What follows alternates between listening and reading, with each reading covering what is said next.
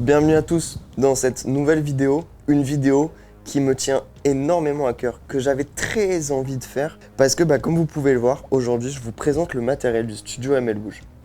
Et il y en a des choses.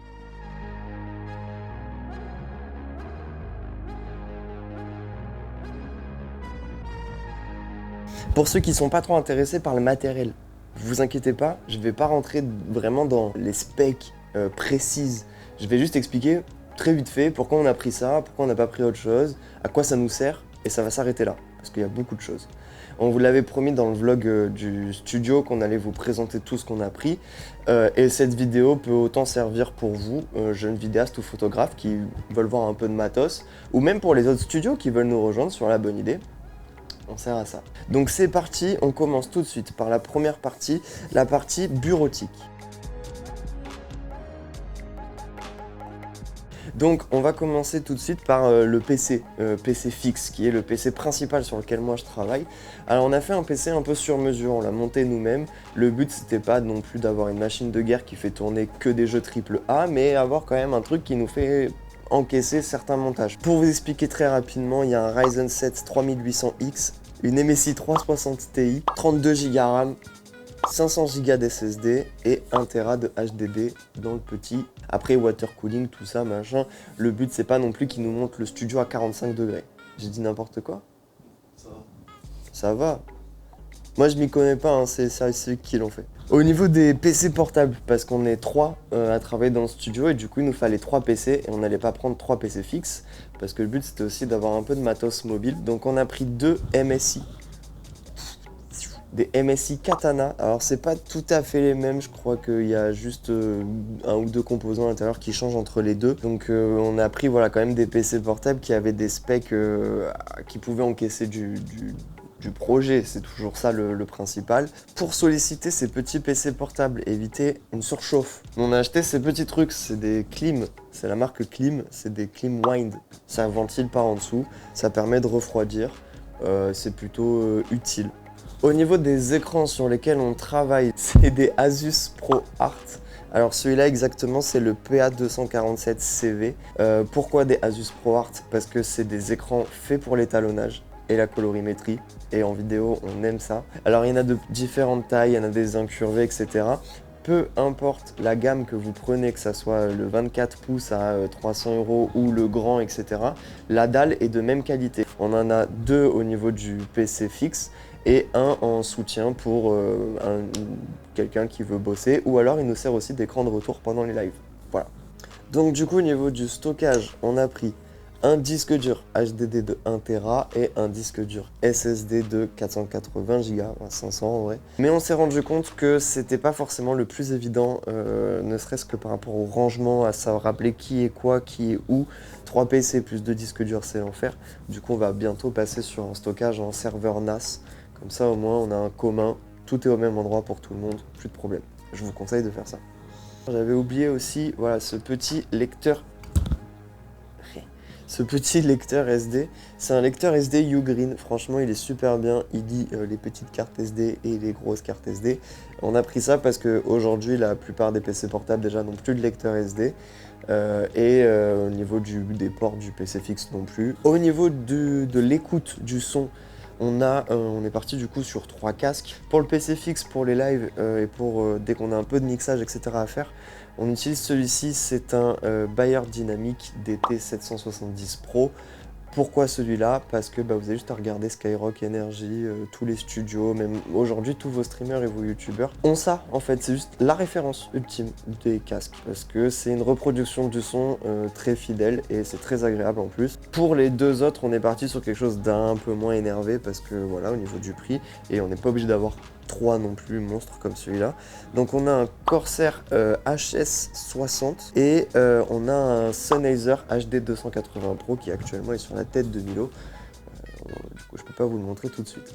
Au niveau du mobilier du bureau, on n'est pas allé super loin, on est allé chez Ikea, on a pris des bureaux qu'ils appellent modulables.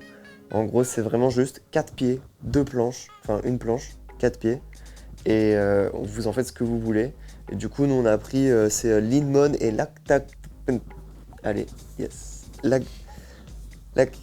On a pris ça parce qu'en vrai c'est très facile à monter, c'est très facile à nettoyer si jamais il y a des taches, etc. En vrai ça tient beaucoup de poids, mine de rien, on a eu peur de ça, mais ça marche bien. Voilà, on va pas plus loin, ça coûte pas cher, c'est surtout ça. Maintenant on passe à la deuxième partie, on passe à la partie du studio, donc c'est toute cette partie-là que vous voyez devant la caméra.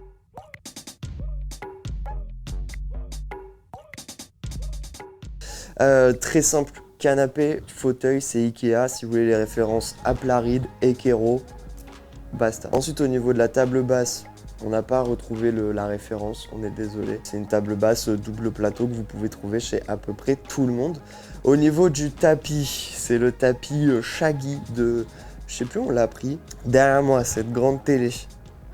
Beaucoup trop grande télé. J'étais pas d'accord pour ça. C'est une TV, c'est une Smart OLED TV 65 fucking pouces. Ça fait beaucoup de centimètres.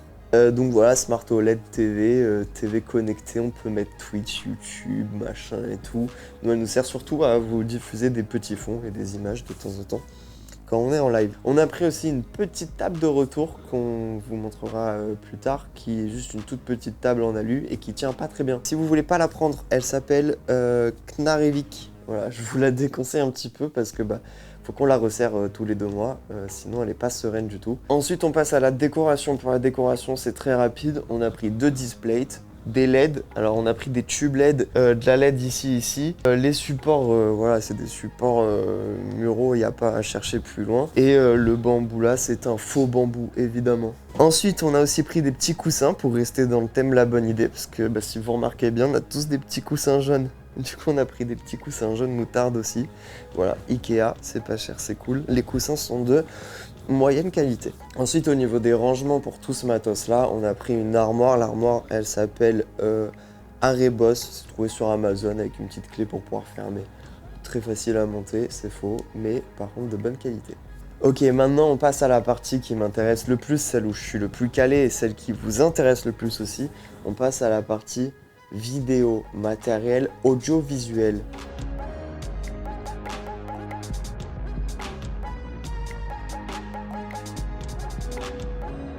Alors on va commencer tout de suite par tout ce qui est en train de m'éclairer, donc on en a débranché une exprès. Au niveau des lumières, on est parti sur des panneaux LED de la marque Neewer. Donc là c'est des panneaux LED de Neewer 480 et on a pris 2 480 et 2 panneaux LED Neewer 660. Alors qu'est-ce qui les différencie? C'est juste la taille 660, il y a 330 LED jaunes, 330 LED blanches. 480, c'est la même chose mais un peu plus petit. Avec ceci, on leur a pris, reste là, des softbox pour pouvoir diffuser, parce que je vous assure que ça détruit les yeux, les panneaux LED, et que nos invités pendant 2 heures de live rentrent pas chez eux avec une migraine, voire même peut-être un cancer de la rétine. Je compte sur vous pour y penser si vous prenez des panneaux LED, achetez des softbox pour le bien de vos invités et le bien de vos modèles ou de n'importe qui se situera devant la lumière. Voilà. Pour pouvoir accrocher tout ça, alors Neewer quand on commande les lights, elle nous donne des trépieds, mais vu que nous on a un petit studio, on voulait éviter qu'il y ait trop de trépieds au sol. Du coup, on a tout mis au mur. Donc c'est des triangles fixation murale Neewer. On en a pris 4. C'est assez solide, assez facile à monter. Faites attention quand même dans le placo. Voilà. Prenez des bonnes chevilles et faites en sorte que ça tienne bien. Petite précision que j'ai pas faite. Pourquoi on a pris ces panneaux LED là? Parce que c'est des panneaux LED qui se branchent sur secteur, mais qui peuvent aussi être amenés en tournage en extérieur en les mettant sur batterie. Et c'est des batteries qui tiennent au moins 6 heures à pleine puissance, à full, en continu. Donc c'est des très bonnes lights pour partir en tournage en extérieur. Vous n'allez pas éclairer un village avec. Par contre, pour un petit set de tournage, c'est largement suffisant. Donc c'est très très pratique. Nous, on n'a pas pris les batteries parce qu'on part du principe qu'on n'en aura jamais besoin. Mais si un jour on en a besoin, il faudra qu'on achète des batteries. Alors au niveau des micros, on va commencer par les micros du studio qu'on utilise en live, alors qu'on utilisait en live parce qu'on va changer. C'est des micro-cravates The T-Bone TWS Lapel 7. Alors tout simplement le micro-cravate, l'émetteur, le récepteur. Alors le problème, c'est que nous, en tout cas, le problème qui nous arrive, c'est que le micro est de vraiment assez bonne qualité. Par contre, le lien entre l'émetteur et le récepteur, on dirait un couple divorcé mais qui s'aime quand même encore un peu. Voilà. Des fois ça marche, des fois ça marche pas, on comprend pas pourquoi. Des fois ça fait des... On va pas se mentir que c'est pas super agréable, donc on va changer, on va partir sur des micros d'ambiance très certainement. Peut-être éviter de partir là-dessus. Alors l'avantage de partir sur des micro-cravates comme ça pour du live, c'est que déjà on n'est pas dépendant de batterie, c'est des piles qu'il y a dedans, donc des piles ça a une longévité un peu plus bonne. On n'est pas dépendant de mise à jour, et généralement les micros sont quand même un peu de meilleure qualité. Là on a vraiment pas eu trop de chance, on va dire. Mais ça reste assez agréable quand ça marche. Là ça marche, c'est agréable. Pour aller avec ça, du coup, le son, on l'envoie des récepteurs à une table de mixage en câble XLR. Cette table de mixage, c'est la Rodecaster Pro de chez Rode. Voilà, ça paraît logique. C'est une table géniale pour faire du live et pour faire des petits événements.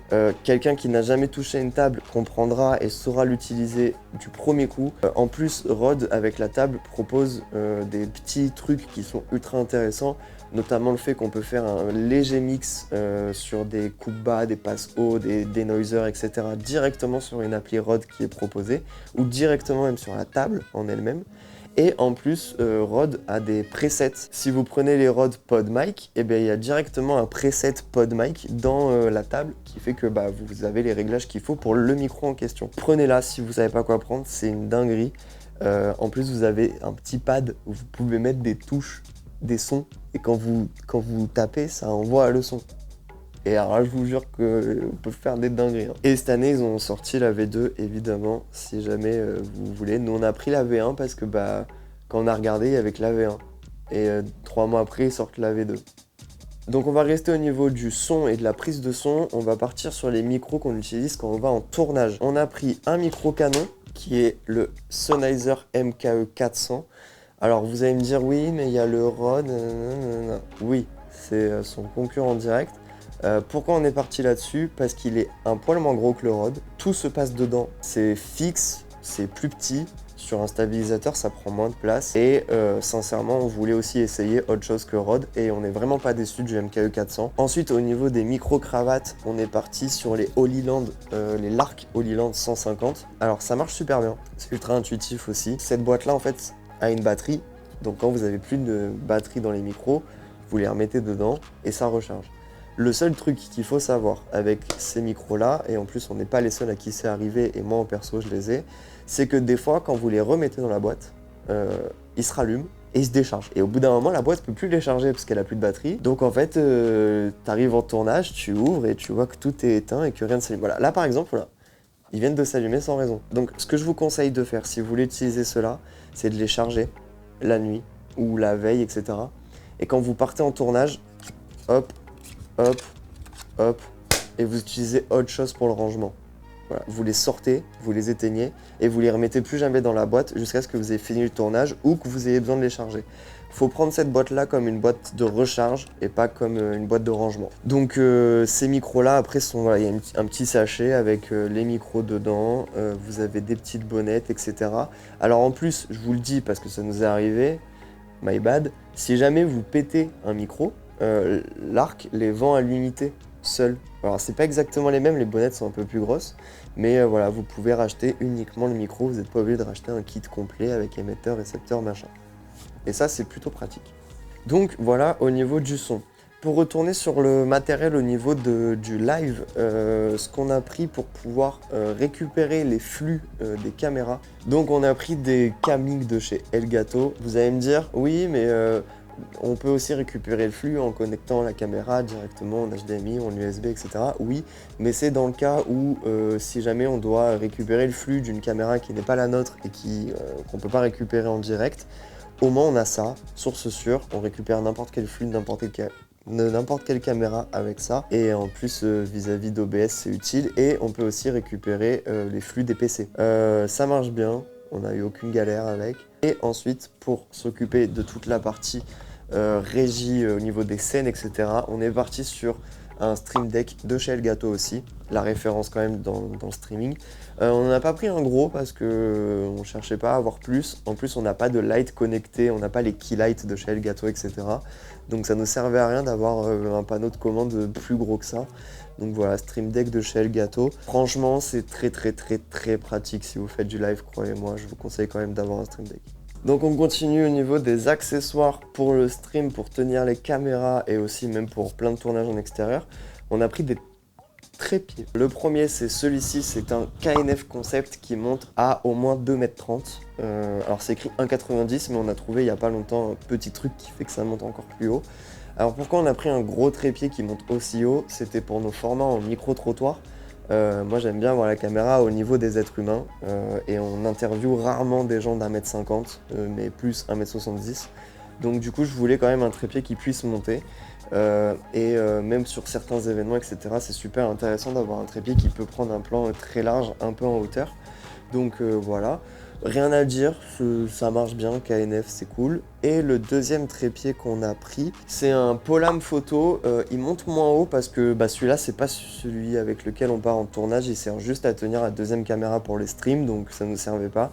Mais on a quand même pris un trépied un peu de bonne qualité et qui tient la route quand même. Si je devais vous conseiller un truc, par contre au niveau des trépieds, c'est vraiment le seul truc que je donnerais. Vous voyez ça là? C'est des petites rotules qu'on dévisse pour pouvoir faire ça. C'est génial, super. Je vous conseille, si vous avez quand même le choix de pouvoir choisir, de prendre des clips comme ça casse moins. On reste au niveau des supports de caméra. Lui, petit GorillaPod de chez Joby. C'est le GorillaPod 3K, je sais pas quoi. Pourquoi un GorillaPod? Parce que nous, on aime beaucoup faire de format vlog et du coup, c'est plus simple de tenir comme ça, à bout portant. Et en plus, l'avantage du GorillaPod quand on est en vlog et qu'on veut partir avec pas grand chose, c'est qu'en fait, ça se met partout. Genre si je veux le mettre là et ma caméra elle me regarde, je peux. Si je veux le mettre, je vais pas vous faire d'autres exemples, j'ai la flemme. Je peux le mettre vraiment n'importe où, ça marche super bien, ça pèse pas lourd. On a ce magnifique bidule machin, si vous savez pas ce que c'est un stabilisateur. C'est le DJI Ronin SC2. Stabilisateur, pourquoi? Parce que on fait souvent des tournages en extérieur où on est très mobile, etc. Et on a voulu quand même être équipé d'au moins un stabilisateur. Pourquoi DJI? Parce que c'est la référence. Le SC2 est franchement très bien, facile à régler, léger, il supporte assez de poids. Il y a des modes qui sont super bien, les réglages sont intuitifs. Quand il y a un problème, il te le dit de suite. Donc franchement, au top. Si vous cherchez un stabilisateur, je vous invite à vous renseigner sur celui-là parce que franchement, très cool. Ensuite, on arrive quand même au bout d'un moment au cœur du sujet, les caméras. On est parti, nous, de notre côté, sur des caméras Sony. Pourquoi? C'est très simple. Pas parce que c'est les meilleurs, mais parce que moi, j'utilise Sony dans ma vie à moi, professionnelle, personnelle, pour pouvoir former de manière efficace les jeunes et les services civiques qui viennent au studio.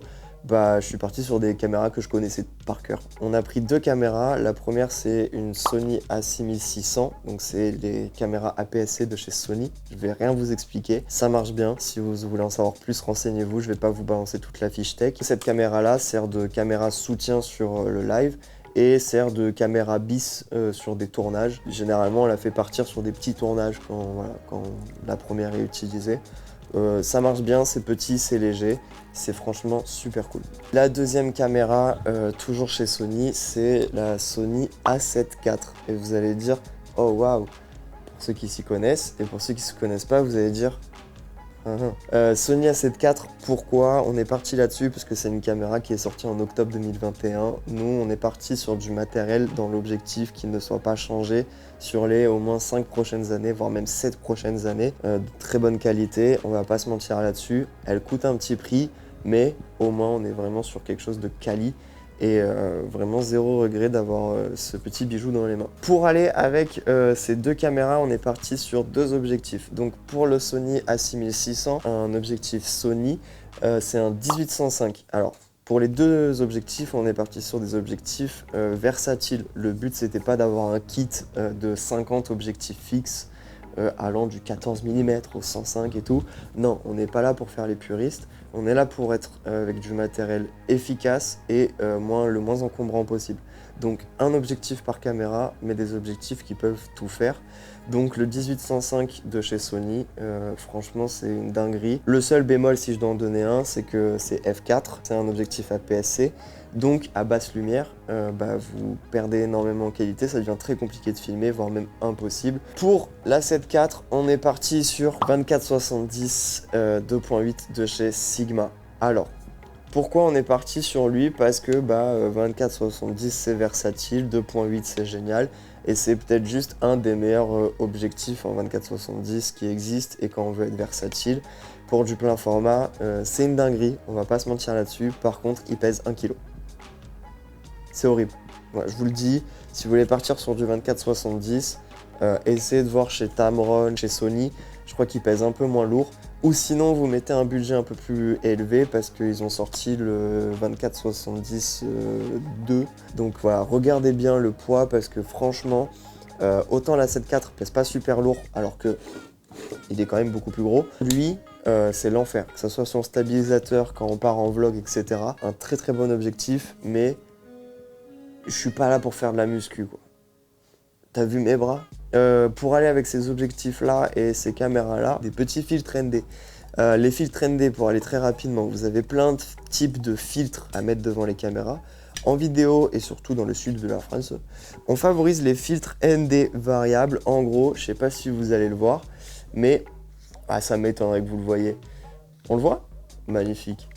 En fait, voilà, on peut laisser passer plus ou moins de lumière. Alors, à quoi ça va servir? Vous allez me dire, ça va servir à, souvent en vidéo, les réglages qu'on aime bien avoir pour être vraiment quali, c'est des réglages qui demandent à la caméra de prendre beaucoup de lumière. Et donc du coup, on a une image trop exposée. Et du coup, pour éviter de toucher à mes réglages, parce que c'est ça que je veux comme réglage, je ferme mon filtre, du coup je prends moins de lumière, je touche pas à mes réglages, j'ai ce que je veux, et ça marche bien. Et vu que dans le sud de la France, il fait très soleil très souvent, ça, c'est génial. Au niveau de la marque, c'est la marque URF. Je vous déconseille de prendre du bas de gamme parce que sinon vous allez avoir du vignettage, des aberrations chromatiques, etc. Nous, on est parti sur, on va dire, à peu près du moyen de gamme. Et jusque-là, on n'a pas eu de problème. Ça marche plutôt bien, même quand c'est full fermé. Donc voilà, vous pouvez partir sur URF, ça marche. Au niveau du stockage, si vous partez pas là-dessus, c'est qu'il y a un problème. Nous, on est parti sur les SanDisk Extreme Pro. Alors, c'est 170 mégabits par seconde. Pourquoi? C'est juste que c'est ça. Voilà. J'ai jamais trop compris. Tout ce que je sais, c'est qu'il faut juste des cartes SD qui arrivent à encaisser vite et bien tout ce qu'on leur envoie. 128 Go, franchement, selon ce que vous faites, 64 ça peut suffire. Nous, on est juste sur du 128 parce que j'aime bien être très safe. Et si jamais on oublie de vider la carte SD ou de formater, on a toujours de la place dedans. Au niveau des batteries, donc chez Sony, c'est des NP-FZ100. C'est des très très bonnes batteries et on a pris une batterie de secours. C'est parmi les peu de choses sur lesquelles je me suis trompé au niveau de la commande parce que je vous conseille fortement pour les batteries d'acheter les marques constructeurs. Parce que nous, on a pris la marque Jupio. Je vous déconseille. C'est des batteries, c'est des NP-FZ100, mais qui tiennent à peu près 2 heures au lieu de 4-6 quoi. Donc vraiment, c'est pas la folie. Si vous voulez prendre des batteries de secours, je vous conseille vraiment de prendre la marque Sony. C'est essentiel. Au niveau de la recharge, on a quand même pris, vu qu'on a 4 batteries, un petit chargeur. La marque, c'est Dotmon. C'est un petit chargeur, il marche bien. En plus, il vous indique le taux de recharge, etc. Ça se met en USB, vous pouvez mettre sur secteur. Du coup, vous mettez vos batteries dans le bon sens, comme ça. Et ça charge, et du coup c'est cool parce qu'on peut en mettre 2 là-dessus, une dans chaque caméra, on charge les 4 batteries en même temps, ça fonctionne super bien. Rien d'autre à dire là-dessus. Et pour les lives, pour éviter d'user les batteries, on a acheté des batteries qu'on met sur secteur, avec tout un branchement comme ça. On n'use pas nos batteries, donc ça c'est plutôt pratique, et en même temps, on est safe de fou. Voilà, si jamais on se rend compte que, oh là là, faut qu'on aille en live, on allume la caméra, elle a 20% de batterie, on sait qu'on n'assure pas le live. Avec ça, on a vraiment zéro souci. Donc voilà, très pratique, très intéressant. Si vous voulez la marque, c'est Go9. Voilà, des batteries Go9 MP FZ100. Vous ne vous trompez pas parce que sinon ça ne rentrera pas. Donc on a fait le tour de tout le matériel. Je passe juste un dernier coup sur ce sac. Il est cool ce sac, il est beau ce sac. Génial ce sac. C'est un Lowe Pro, alors c'est le Lowe Pro Tactic 450 AW, c'est génial. On a pris un sac Lowe Pro parce que ça fait partie des références au niveau des sacs de rangement. Et on a pris le 450 qui est le plus gros parce qu'on voulait quand même avoir de la place. Alors pourquoi prendre un sac comme ça? Les sacs Lowe Pro, c'est des sacs où tous les compartiments s'enlèvent et en fait on peut compartimenter le sac comme on veut. Donc que vous ayez une caméra, 3 objectifs, 2 caméras, 2 objectifs, 3 caméras, 1 objectif. Si vous avez ça, c'est bizarre. Mais vous pouvez disposer comme vous voulez. En plus, si vous n'avez pas beaucoup de matos, le Ronin, il peut rentrer dans le sac ou alors vous pouvez le mettre sur le côté. Nous, par exemple, on a mis la petite sacoche là sur le côté et on fout notre GorillaPod ici. Voilà. Alors, des fois, ça tape un peu dans les murs. Mais voilà. Alors, le sac est un poil gros, un poil lourd quand il est rempli. Mais sincèrement, on a connu plus inconfortable comme sac. C'est vraiment assez bien foutu. En plus, il y a plein de poches pour accéder, parce qu'en fait, il s'ouvre par derrière. Vous le couchez, vous l'ouvrez en grand comme ça. Mais il s'ouvre aussi sur des petites poches sur les côtés, au-dessus. Donc en fait, tous les compartiments sont accessibles sans forcément avoir besoin d'ouvrir le sac en entier. Et ça, c'est vraiment cool. Donc voilà, Lowe Pro, merci pour ce que vous faites. Je pense qu'on a fait le tour. Si jamais vous avez des questions sur n'importe quel élément du matériel, surtout ne la posez pas, parce qu'on ne vous répondra pas. Ben, si vraiment vous avez des questions, n'hésitez pas, mettez-les en commentaire. On prendra le temps qu'il faut pour vous y répondre. Et si on n'a pas la réponse, on ira la chercher pour vous la donner.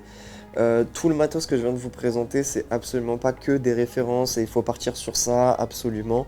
Il y a beaucoup de choix qui sont faits parce que moi, je fais de la vidéo et que j'ai eu l'occasion de tester des choses, notamment Sony, le DJI Ronin, les objectifs. C'est des choix qu'on a fait parce que je les connais, j'ai l'habitude d'utiliser ce matériel-là et c'est du matériel qui me convient et qui me plaît.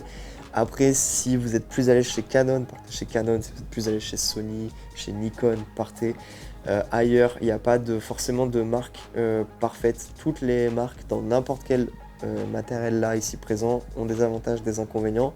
Certaines ont un peu plus le lead. Les micros, Rode, c'est vraiment quelque chose d'ultra quali. Les stabilisateurs DJI sont très très bons. Pour tout ce qui est accessoires de stream, Elgato, c'est des monstres. Ça, on peut pas renier ça. Mais n'hésitez pas à comparer, bien chercher, prenez le temps. On n'est absolument pas une référence. Nous, on vous a montré notre matériel pour vous aider si jamais vous en cherchez, que vous ne savez pas trop. Voilà. Sur ce, je vous souhaite une bonne fin de journée, une bonne soirée, une bonne nuit. C'était moi.